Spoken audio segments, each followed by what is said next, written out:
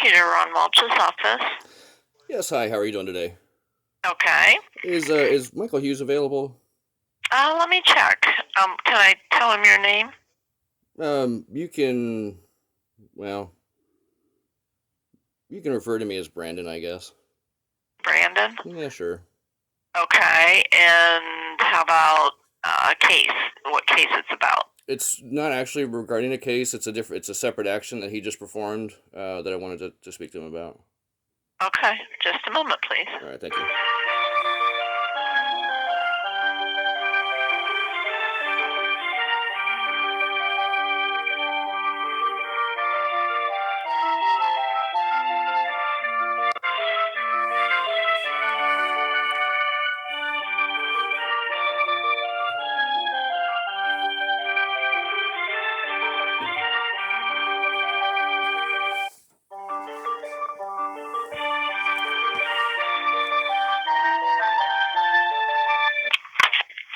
Michael, you speaking? Yeah, hey Michael, how are you doing today? Hey, I'm all right this morning. Hey, I can't complain. Every day above ground's a good day, is what I like to say. Well, that's what they say. Unfortunately, a lot of the people dealing with terms like summons and appearances and ghosts and that sort of thing, they tend to, deal with the underground, if you will. But Well, I guess. I just read a thing that most people aren't even buried 6 feet down. It's usually less than that. yeah, none of us get respect, isn't that right? Yeah, well, oftentimes. Yeah. But how can I help you? Well, I was speaking to Donald Bates over at the Zanesville Police Department about. Okay, yeah, he's the guy in charge of, I think, property room and evidence. I'm not sure. I don't work for them. I just know Okay. the name of the man. So he had informed me that I guess there was a document that either you had sent over to him, you had written and sent over to him to have my trustee sign. But I'm not sure if it was you that actually created the document or who actually created the document, if you will, or whom. Yeah, I think that would have been me. Like sometime, I think it was last year. Was it your sister that was going to take possession of your firearm, if I'm not mistaken? It's actually my trustee. She was picking up the private trust property, and the document. Just to clarify, the document that I'm looking at here that I was talking to Donald Bates about, it's titled "Affidavit of Alberta D. Pauley." Do you recall that? Yeah, correct. So, did you write that document, or did somebody else write that? I probably would have authored that because in returning the firearm to her, I want her to be on notice that it would be illegal for her to give it to you, so she doesn't get in any trouble down the road. Well, let's before we put the cart before the horse. Sure. Now, you obviously deal with affidavits all the time, so you of all people should know what a valid affidavit is, right? Well, I mean, an affidavit is just a person that affirms or states whatever it is on the affidavit is true and accurate. Well, to a degree, but then, when you consider terms like affiant, because it states very clearly on here, affiant. Right, so that's the person that says, right, whatever is stated, yeah. Well, that's not the exact definition of the term affiant. Do you know the actual definition of the term affiant? No, but I got a Black's Law dictionary here. Yeah, that'd be great. Go ahead and look it up, and if you can tell me. Yeah, let me look at it. Hang on a second. I got the 6th edition Black's Law dictionary. I haven't looked at this recently, so let me have a look here and see what it says under affiant. Affection, affairs,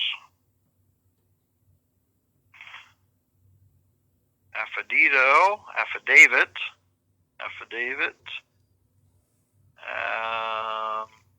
Affiant, the person who makes and subscribes to an affidavit. That's not very helpful. Well, no, actually it is. It's pretty clear and concise. Okay. So could you just state that one more time, please? Sure. The person who makes and subscribes an affidavit. Okay, so the person who makes it, that's an affiant. So in this case here, with this document here that you had supplied to Donald Bates, you had actually made the document, right? Correct. I created it. That's correct. Right, right. So you made the document, or according to the definition, you actually made it, or you. I'm trying to use the same word that it uses in the definition because it says make. Yeah, make and subscribe both. Right. So and by subscribe, that's referring to the endorsement or the signature, correct? Yeah, I would agree with that. Yeah. Right. So, and it's not and or, it's both and. It's both. That's correct. Right. Yep. So the problem is this document here. It's not a valid affidavit. If she took the language that was provided to Mr. Bates and then also recreated it herself and signed it, then it would be. But she didn't do that. See, what happened was Donald Bates stated that all she had to do was sign this document and that he would release the property. So I think that's accurate. So she did what she had to do to get the property back. That's what, as the trustee, that's her responsibility to retrieve the property. So, I talked to Donald Bates already, and he was completely unaware of the same thing about the affidavit and the affiants and so forth. And by referring to Alberta DiPaoli as the affiants, it's actually a false claim because of the fact that she didn't make the document. She just simply signed it. She did what she had to do to get the property back. That's her obligation.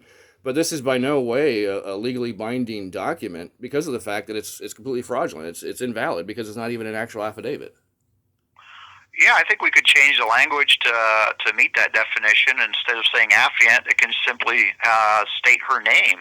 Well, I mean, sure, you could do all that, but what's done is done. Yeah. And what's the reason of changing things? Why don't we just, take things the way they are, the way they've been done? I mean, after all, let's look at the standards that you all held me to. And I'm sure if we, took apart those affidavits that were submitted to you all, I'm sure they'd probably have some of these same issues of credibility, right?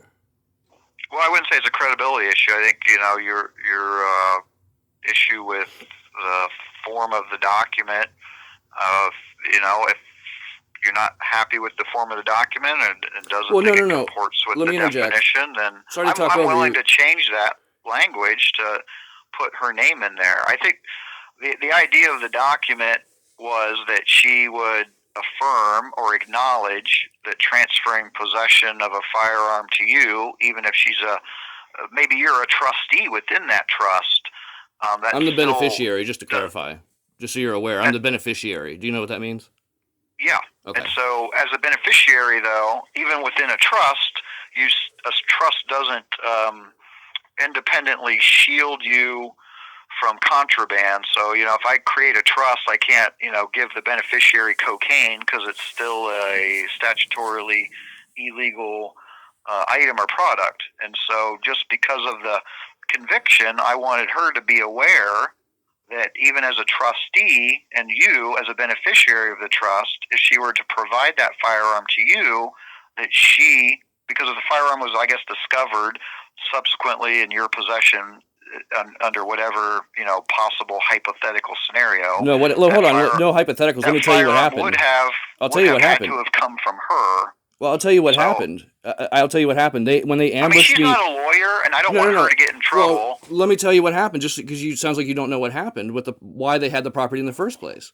They had the property because of the fact that when they ambushed me on my private property, that was also trust property, to do whatever it was that their intentions were to do, I guess, make me fear for my life.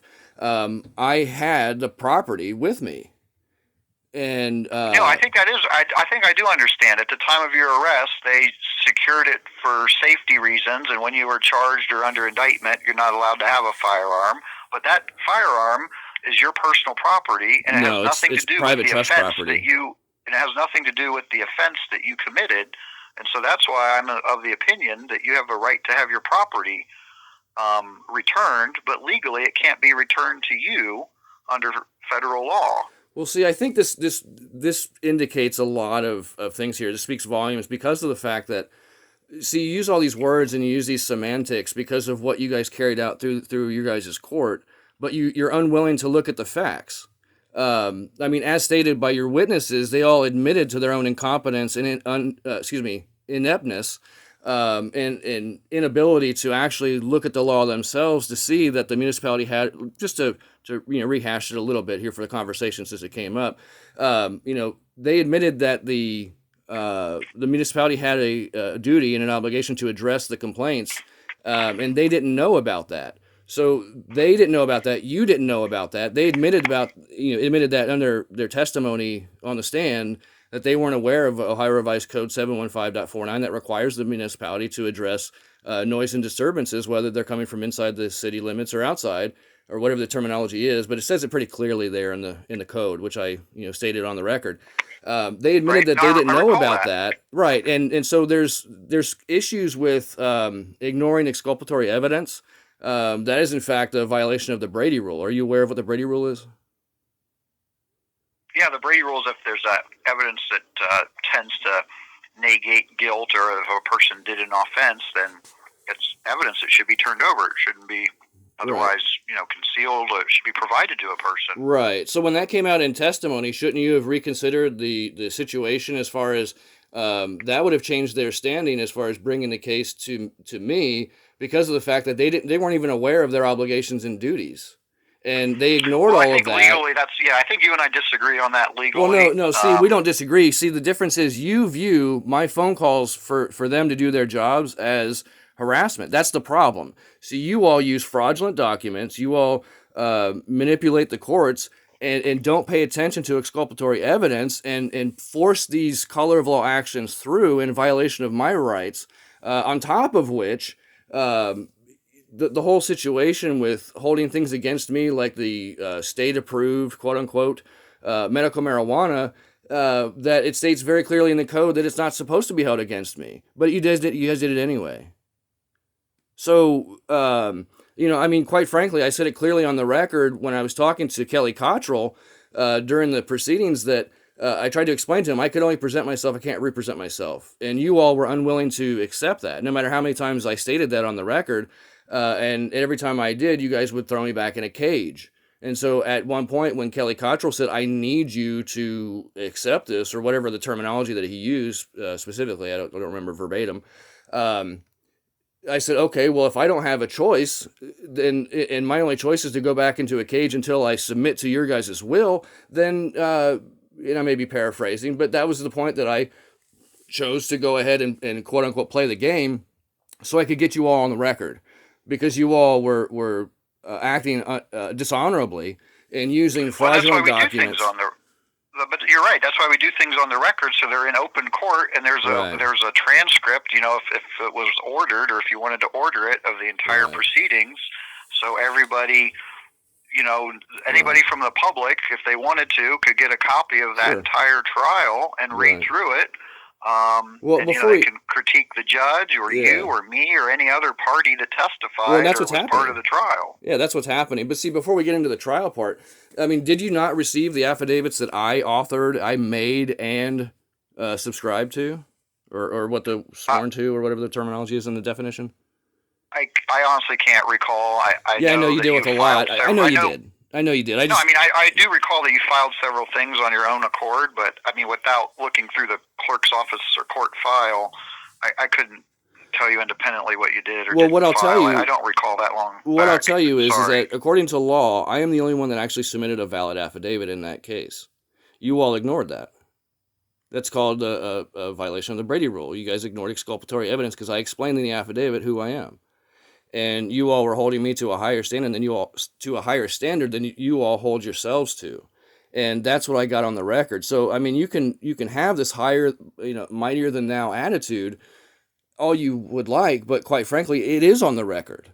And I've had many people looking at this and asking me, how could they do this?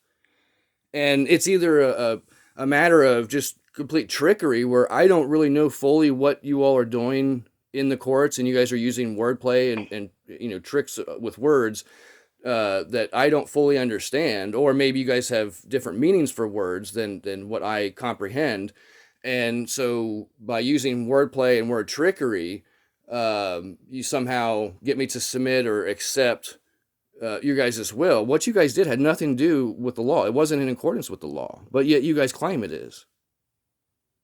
Well, that's the whole idea. Is we had a trial, and if the jurors found the law to be an unjust law, or a law they didn't believe to be valid, they could have found otherwise. Let's talk about that. Let's talk about the jurors, because I was actually just getting ready to have a conversation with someone else about those jurors. Now, it was also put on the record that every one of those jurors, every single one of them, not any of them knew Well, let me rephrase that because that was a little confusing. Not any of the jurors knew the definition or the meaning of the word obstruct. They posed that in the question that they submitted to the court during the deliberations, and asked several times for a definition of the word obstruct because they didn't know what it meant. Now, obstruct, that's one of the words of the major quote unquote offenses or charges that you all put on the record, so to speak. Yeah. And the jury didn't even know the definition of one of the words of the more serious of charges. So if they didn't know the definition of the word obstruct, how could they possibly know if I actually obstructed anything? I don't know. That's a good question. They must have come to some sort of conclusion. It wouldn't be the first time that jurors have asked a question in a trial only to later resolve it through further discussions or further deliberations. But you don't think Even that's if it's proof a common of their word, you would think, you and I guess your average person thinks of obstruct and then they think in their head what that might mean. And then I'm sure there's probably a dictionary definition in Webster's about it. And I don't independently recall that question. I don't disagree with you that they asked it. I mean, I know jurors ask questions in trials all the time, but they must have been able to resolve it, because if they could not have resolved it, then they wouldn't have been able to find the way they found. Well, okay, well, let's look at that. They have to have come to a conclusion that there was evidence beyond a reasonable doubt, because the presumption is that a person is innocent. So if they can't reach a determination of guilt, then by default, a person should be acquitted. Sure. Well, okay, let's go with that then. So if they didn't know the definition of the word obstruct, which was recorded, by the way, Kelly Cottrell had submitted that note into the record. That also on there they misspelled they misspelled the word definition. Should be part of the record. Yeah, I agree. But they also in the question that they had written down on the piece of paper, the word definition was misspelled. So we have a group of people who are determining the fate of a man that can't spell a basic word and don't know the definition of a word, which is a major part of the more serious of the quote-unquote charges. And yet your idea is that they resolved it somehow and came to a conclusion that's right. If they admitted they didn't know the definition of the word obstruct, at that point their verdict...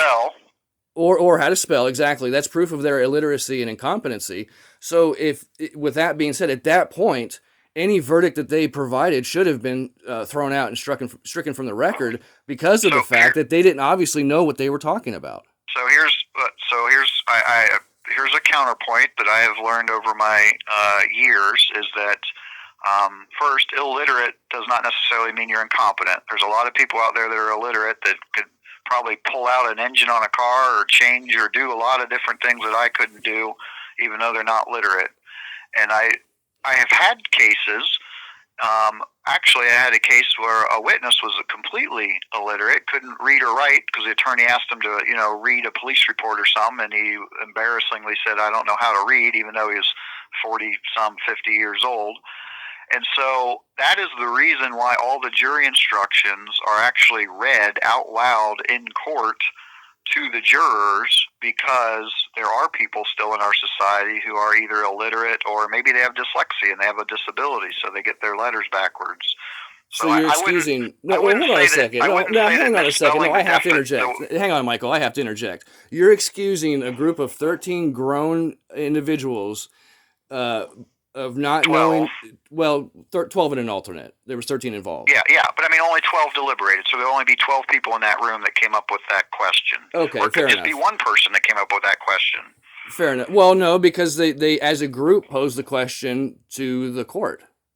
But right? It could be the one. We don't know, because everything that happens back there is, I have no idea. But well, right, okay, hold on a second. No, see, now this is further excuses. So you're telling me that one person out of all the 12, not 13, out of the 12, right. One person sent a question up, and they didn't have the wherewithal or the mind, the presence of mind to just ask the other 11 or so people in that same room what they think the definition of the word is to come. I mean, that's the whole part of deliberations, right? They come together.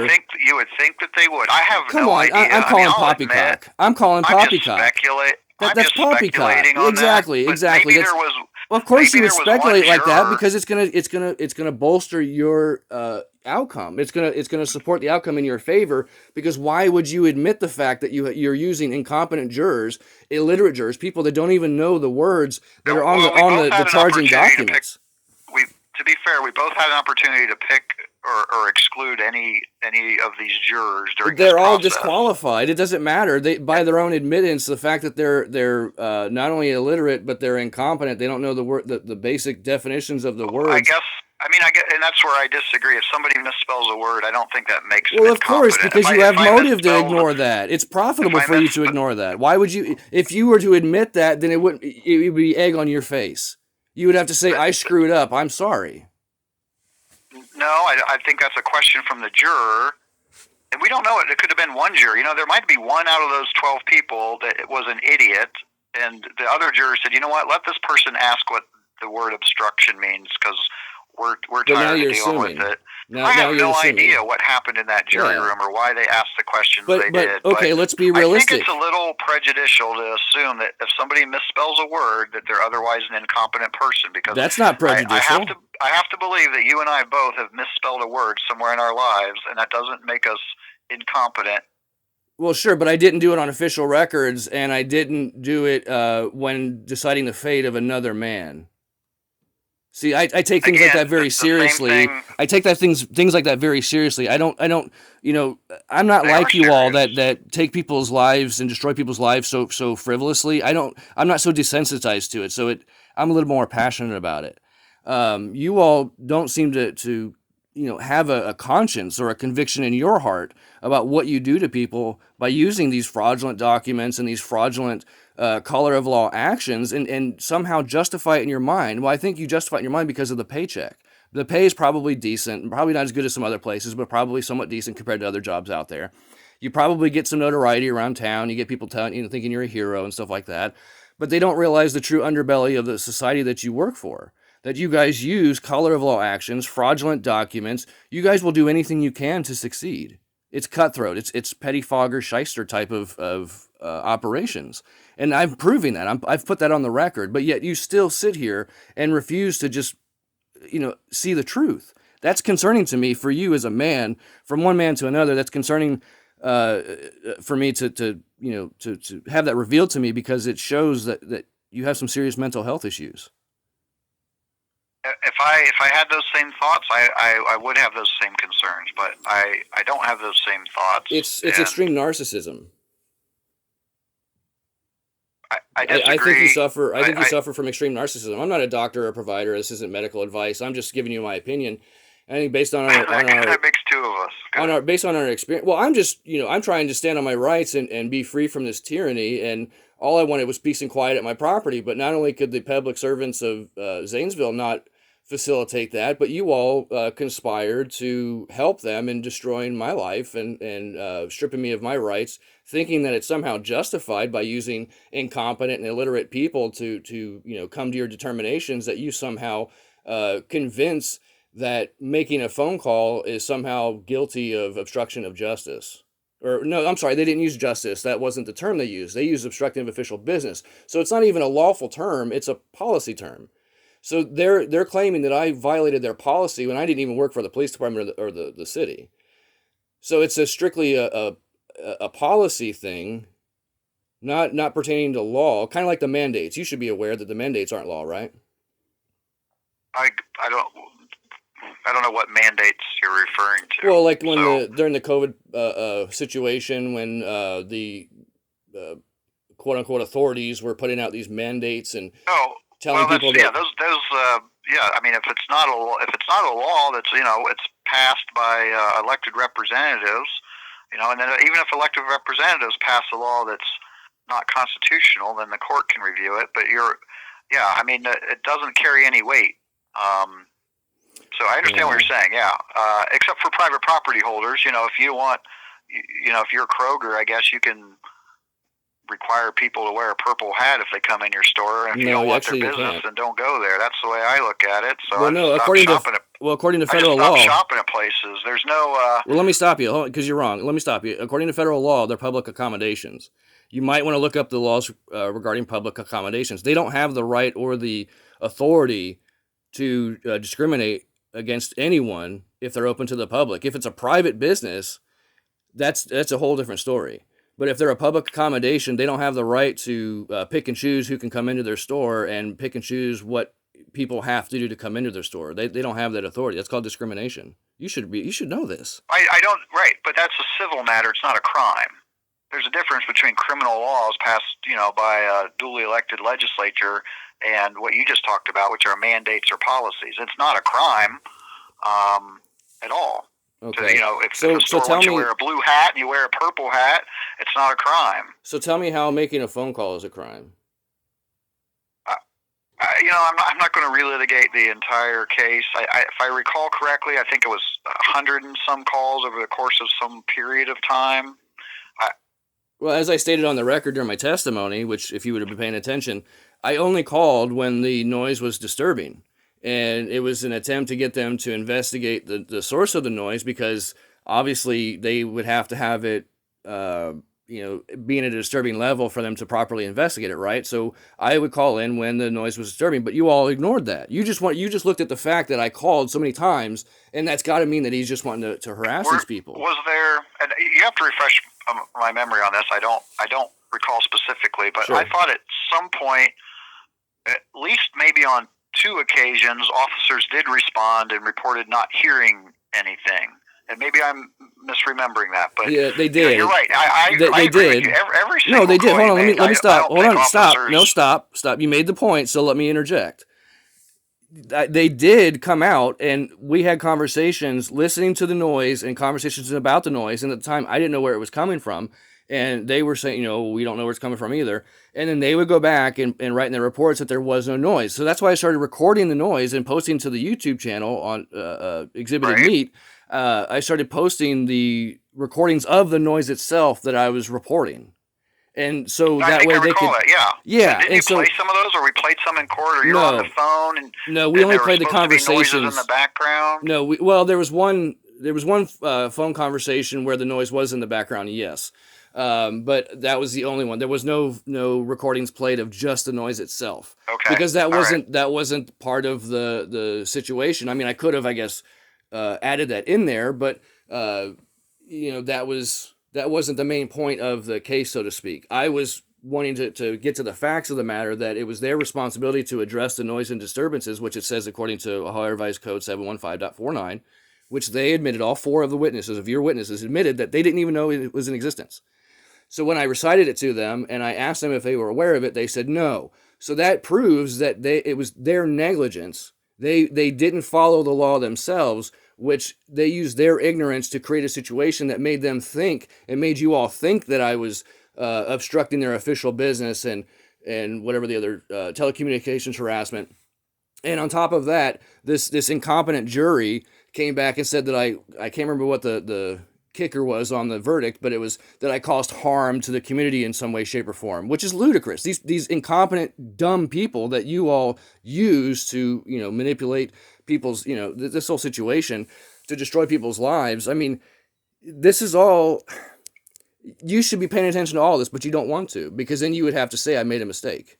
And I guess it's better for you if you stand on, well, I've got a 98% conviction rate, instead of saying, well, you know what, a majority of these convictions are probably fraudulent, because they're based on not only fraudulent affidavits, but there's probably something that the court or you guys, the representatives, did wrong during the proceedings. Like, what's her name? Melanie. I can't recall her last name in the probation office. Oh yeah, she's I think she might be the head of the probation department, if I remember correctly. Yeah, like for example, it just amazes me. If I did this to somebody, I would be put in prison probably, but you all do it every day and don't bat an eye at it.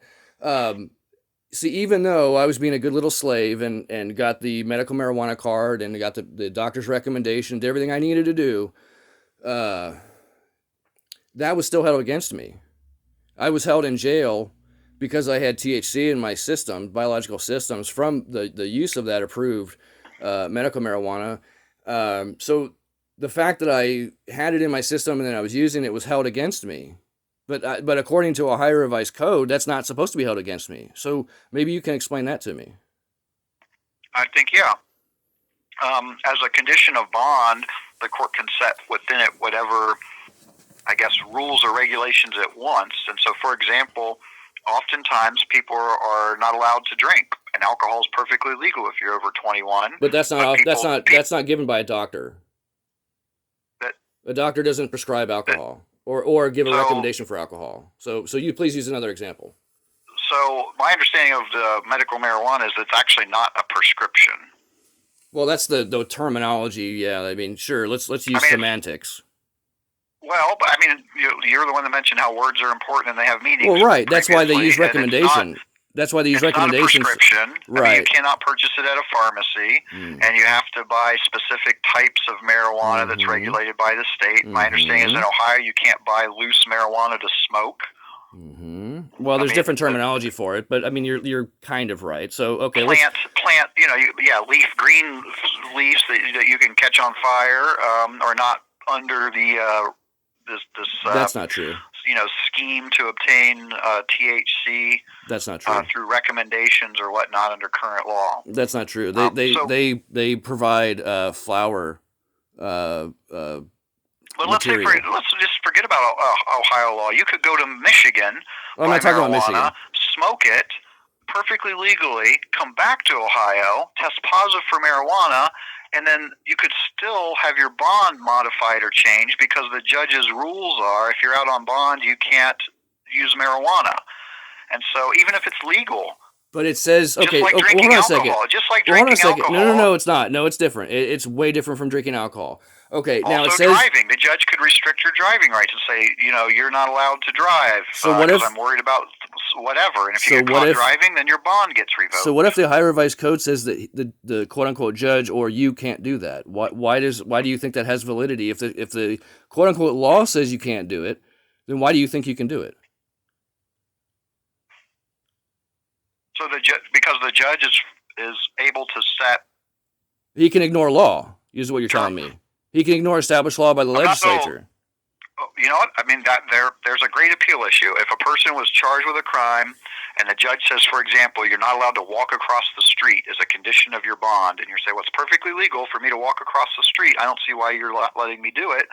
That sounds like it would be a good lawsuit against the judge. Yeah, well, I tried that route, and of course, it's all part of this criminal bar association that ignores people's rights, ignores the Constitution, and use these color of law actions like what I've just described to you, and the actions that you have been a part of, and have been the head of in most situations.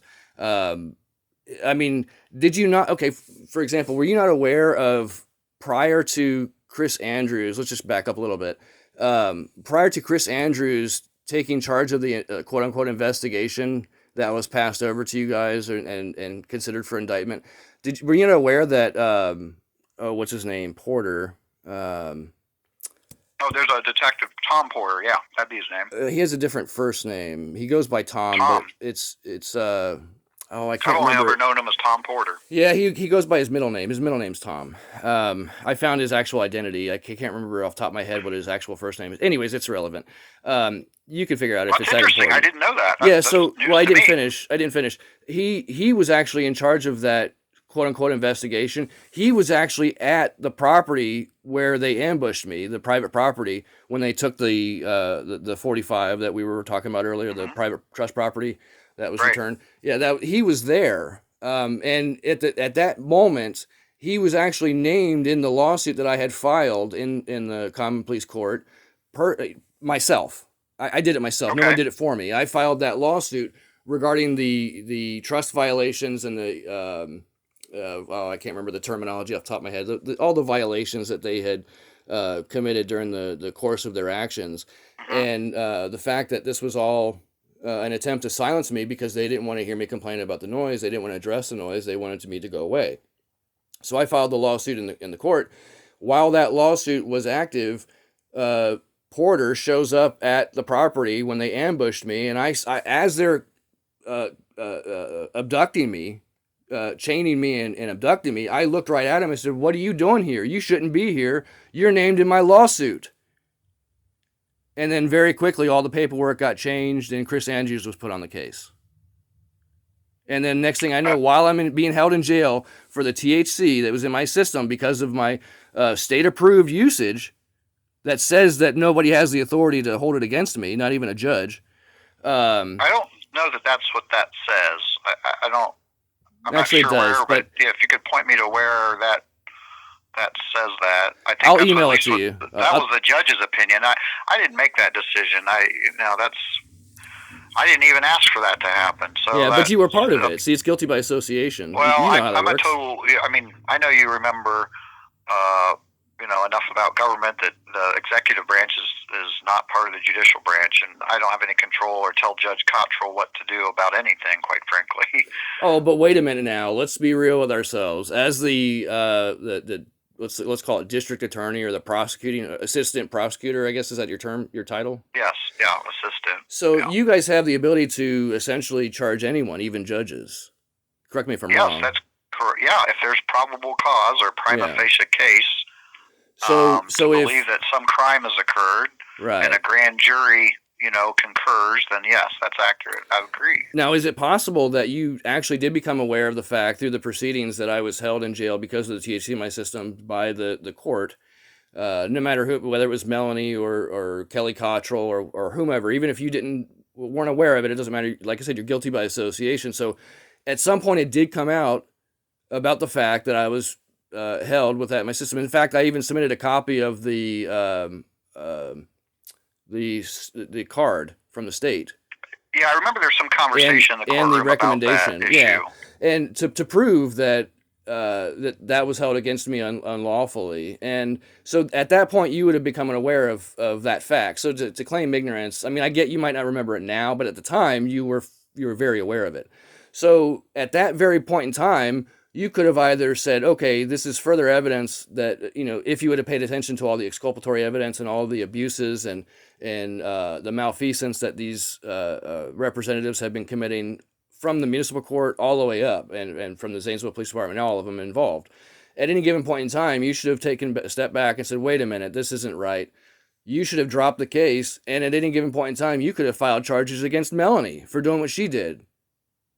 I mean, I don't know that Melanie broke any laws. I don't think that she's broken any laws that I know of. When I informed her that I had a doctor's recommendation and that according to the state, I was approved for the use and to have it in my biological systems and all that stuff. But I think that's just again. I deal with laws or statutes or whatever, but what you might have there is what you're saying, it violates your constitutional rights, and that's what this whole case was. That's what the whole case that you presented against me was. It was a violation of the Constitution. It was a violation of my God-given rights because you guys were using color of law action to silence me from complaining about noise that was disturbing me, keeping me from being able to enjoy the property that I was using. That's what this all stemmed from, and you ignored all of that. That's a violation of the Brady Rule. And then you misunderstood the fact that I called so many times because of the fact that I was calling when the noise was disturbing, and it was disturbing that many times. You ignored that fact, and you sided with the people that you work with, and that feeds you guys cases. See, it's motive. You have a motive to side with them because they feed you guys. It'd be like biting the hand that feeds you. They feed you guys these cases because it's the police departments and quote unquote law enforcement that bring most of these cases into you guys that you guys profit from in the courts. So for you to side against them would be like biting the hand that feeds you, not to mention the fact that probably in the boys club of the bar association and such, it'd probably be frowned upon. So there's plenty of motive for you not to do the right thing, but to side with the people that are doing the wrong thing. Now, correct me if I'm wrong, but I think I've established that very clearly in this conversation and through what's on the record and on the public record. Well, I mean, I disagree with you, and I don't keep track of cases that people are found guilty or not guilty of. My pay doesn't have anything to do with that. And there's cases throughout my career that have been brought to me by law enforcement that I have felt there's no evidence of, or there's not sufficient evidence that a crime's occurred. So you're telling me in those cases, they don't proceed forward. So you're or telling if they me do proceed forward, they go to a grand jury, and a grand jury is presented at least some evidence about the allegations, because that's all an indictment is. It's an allegation. It doesn't mean a person's guilty of anything. You just like you can allege that Melanie did something wrong or inappropriate, it doesn't make it true. She did it right in front of you. She did it right in front of you. No, it's an you're alleging her conduct is improper, and then step two would be the evidence that it was improper, in what way or what law was broken.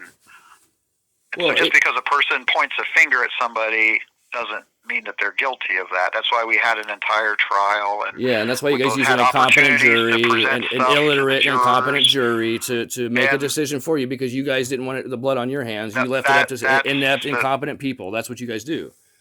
Well, that's how the Constitution's set up, is to have a No, that's not trial how by jury. Well, sure, but jury my peers. And- Not any of those were my peers, and every attempt that I made to have some of those people, even the guy that read off the supposed verdict, worked for AEP, which I had issues with because of the fact that I had some prior engagements with AEP, so it would have been a conflict of interest. But all that was swept. Oh well.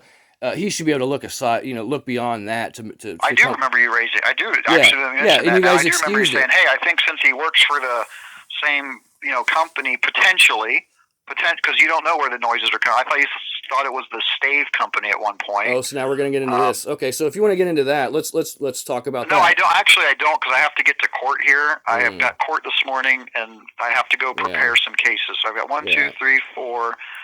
I still have 5 cases I have to prepare for court. So well, you might have less of a workload if you double check those affidavits and make sure they're credible. If you weren't going on possibly fraudulent affidavits like what the Zanesville Police Department. I mean, you're even providing fraudulent affidavits. So I mean, obviously you don't even know what a valid affidavit is. So maybe somebody should investigate you. That's just a thought. Yeah, I mean that could be maybe a malpractice claim or something. Well, no, Saying it'd be that, abusive prepared an affidavit process. that's not doesn't meet the Black's Law Dictionary of Affidavit. But if it's not satisfactory to you, my suggestion. Well, no, it's not satisfactory to law. It's not to me. Remove the word affiant and substitute her name, and then she can just acknowledge receipt of the. It doesn't make a difference. Property. Why would I want to contract with you? I don't care to. You guys are using fraudulent contracts. Why would I want to contract with you any further? Okay, and so it wouldn't be a contract. It would be an acknowledgement that her. You can call it what you want. It's agreement, a contract, whatever. Pardon?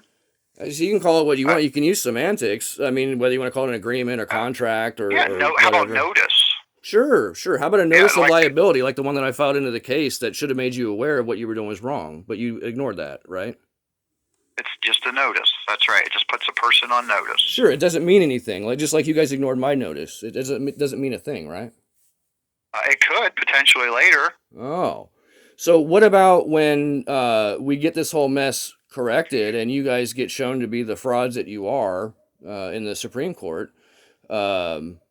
Based on the record. I mean, it doesn't take a genius to look at the record and see that you guys have serious problems. I think that's the whole process of our system. And if there is a complaint, or if there's a reason that you have to file a civil lawsuit for whatever purpose within the rules of the courts, then that's the process and procedure. It's sort of like traffic law. Like the rest of the community has come together and all agree. Everybody agrees that we're going to stop at a red light and go at a green light. And you might not like that red light, green light rule, and the law that it's written in might not even be a legal law. But everybody has decided, generally speaking, to follow those rules. And the legal system is the same sort of concept, where lawyers and legislatures and whoever else has gotten together, for better or for worse, and said, these are the rules that we're all going to agree to play by. No. And you're saying I don't agree to play by any of those rules, and that's totally fine. That's not true. That's not what I'm saying. See, now you're putting words in my mouth. Okay, then I retract that. I'm not trying to put words in your mouth, but I'm just trying to hold you guys to a essentially the way standard. the legal system works. And if you had, and it sounds like you do, there's nothing, prohibiting a person from filing a lawsuit. Right, like I did in January of 2021, respectively. I filed that lawsuit regarding this whole situation. That which just a few months after the Zanesville Police Department started their BS again, and that you guys had a hand in perpetrating against me. You see, what you did is you validated my lawsuit that was dismissed or thrown out of the court while I was being held in jail unlawfully. See how that works? And Mark Flegel who was assigned to my civil suit against the city, just so happened to be the same one that was assigned to the criminal case that you all were the fraudulent criminal case that you all were perpetrating through the court. He just so happened to be assigned to that one too. So at the time, it was a conflict of interest, and I had to sit in jail for a week till you idiots figured out what you were doing so he could recuse himself from the case because it was a conflict. But none of you all could figure that out. And so I had to sit there and suffer because you all were incompetent. So, I mean, tell me again about the law and the Constitution and how people have rights and how I'm supposed to have due process and how I'm considered innocent until proven guilty. I wasn't considered. I was treated guilty until some incompetent group of people came back with a verdict from their illiterate, incompetent minds, stating some garbage that you all want to perpetrate and try to hold me accountable for. It's laughable that you all think that this is appropriate. You really need to have your head checked. You should have a psychological evaluation. I don't have an answer for that other than the jury's verdict, but I'm not going to. Well, of course you would stand behind illiterate, incompetent people. Why wouldn't you? You're right, because that would be for another court to review. No, this is for the public to review. I don't care about the courts. I care about the public's opinion. That's why you can order a transcript and you publish it, and everybody in the world can see what happened during the course of this trial. I'm telling you right now, That's Michael Hughes. That's why we have public trials. I'm telling you, we Michael don't want Hughes. things to happen in secret. Michael Hughes, I'm telling you right now, the world is watching, and you're on a pedestal right now, being looked at, and you're being examined for what you're doing. And I certainly hope that what you've done is upright and honest, and that you haven't done anything wrong. But just like what I found, you don't necessarily have to do anything wrong to be held to a higher standard and to be held quote unquote accountable for things. And so, if I can be treated that way, then certainly, because God is on my side, the universe will find a way to make people learn from their mistakes. It's called karma. What goes around comes around. Are you familiar with the concept?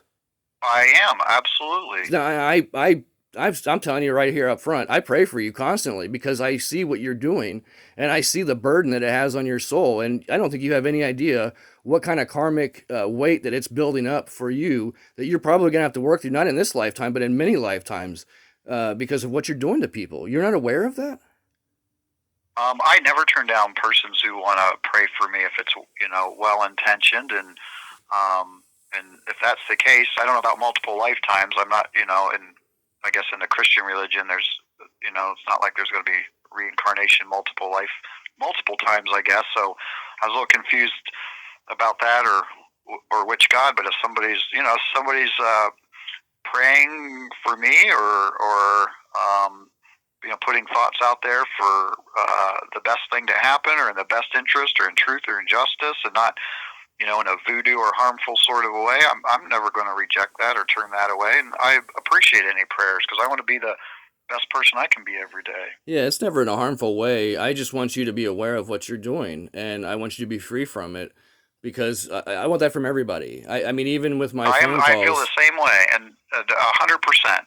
Because to be able to do my job and to sleep easy at night, I have to know that I have the evidence and I'm following the law and I'm doing the right thing in each and every case. You're absolutely I agree with you 100% about that. But Michael, if I just explained to you, or something doesn't seem off, or then it's not something that should go forward or have happen. Or if I know that there's some witness that's going to lie, then I will not call them to the stand or go forward. Well, you used 4 of them. I've had people in the past tell me, I've had witnesses show up, well, I'm not going to tell you the truth, then I'm not going to be part of it.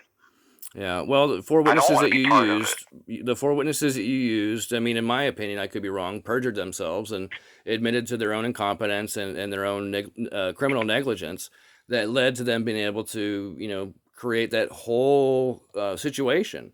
And again, we disagree on that point. We can agree to disagree, but let's talk about the law. They're not allowed to. Look, I mean, I do have to be in court this morning. I normally would have spent this time preparing for cases, which I do have to get done. And I'm not trying to cut this short because we've been on the phone. Let's make it easy for you. I'll say this and I'll let you go. I'm trying to answer your questions, as best as I can. And Well, let me say this, and I'll let you go. I know you're busy. Okay. It'd make it much easier for you if you just consider the affidavits and make sure that they're credible, and the ones that are not credible, you should probably throw out. That'd probably make your job a lot easier. But the fact that you're not, that's probably why you're so busy. But with that, I'll say have a good day. All right. Thank you, sir. Yep. All right.